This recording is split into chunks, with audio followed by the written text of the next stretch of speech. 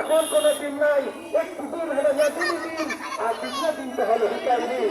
আমরা এই মুহূর্তে হুসাইনের দিন অপেক্ষা করছি, এই মুহূর্তে ইমাম হোসেনের দিন অবস্থান করছি।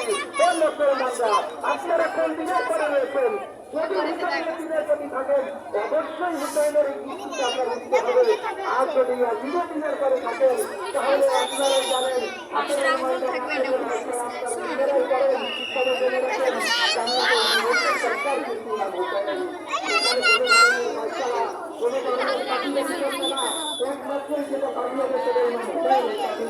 একমাত্র দিন হবে একমাত্র সফলতা আসবে শুধু ইমাম হোসেনের মান্য এলাকার সফলতা।